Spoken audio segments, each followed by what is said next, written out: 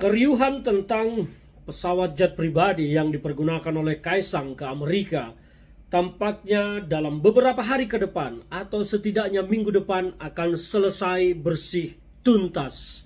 Mengapa demikian? Ini adalah analisis saya. Monolog saya kali ini menganalisis tentang peristiwa yang terjadi sejak kemarin setelah Kaisang mendatangi KPK yang katanya tidak diundang, meskipun saya tidak percaya bahwa tidak ada koordinasi antara KPK dengan Kaisang.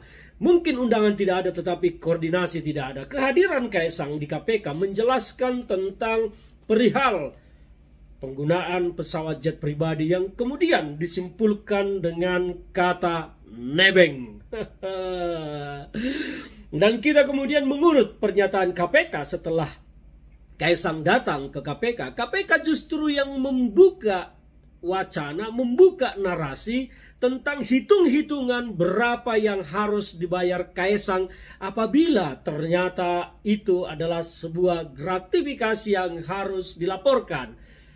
KPK mengeluarkan angka 90 juta per orang harga yang harus dibayar dengan kalkulasi hitung-hitungan menjadi tiket, padahal sebetulnya pesawat jet pribadi itu bukan pesawat komersil yang tidak boleh mengangkut penumpang apalagi dihitung sebagai tiket. Tapi okelah, ini adalah cara yang saya lihat melalui koordinasi antara Kaisang dengan pihak penegak hukum untuk menutup perkara ini, menyelesaikan masalah ini supaya tidak menjadi delik korupsi, supaya berakhir, supaya selesai smooth. Maka diambillah hari terakhir dari batas pelaporan gratifikasi, yaitu 30 hari.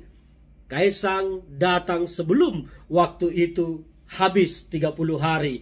Dan KPK kemudian mengeluarkan angka statement sekitar 90 juta per orang.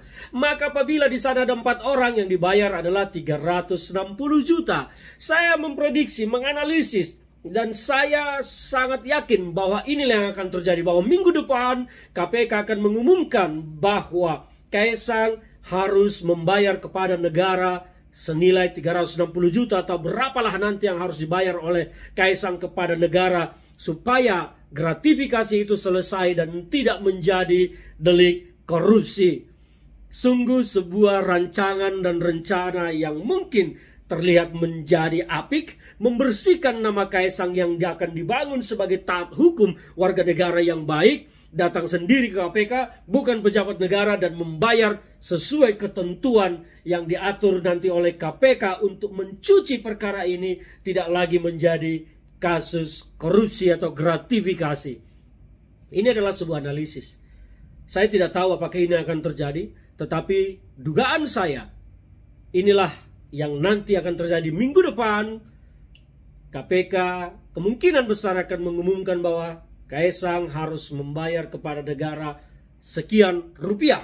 Maka tutup tuntaslah sudah tentang penggunaan jet pribadi, gratifikasi selesai, delik korupsi mati, dan Kaisang akan dikampanyekan oleh para buzzer-buzzernya sebagai sosok yang taat hukum, ya warga negara yang baik, bukan pejabat negara, tetapi datang bertanggung jawab. Dan serangan balik kemudian akan dibangun oleh mereka kepada pihak-pihak, kelompok-kelompok yang selama ini juga pernah menggunakan jet pribadi, semisal Mahfud MD, semisal ketua umum partai, dan yang lain-lain. Inilah yang akan terjadi, dan ini sebuah rancangan yang kemudian akan terus bergulir menjadi tontonan publik yang akan memuakkan. Tetapi ya inilah bangsa kita.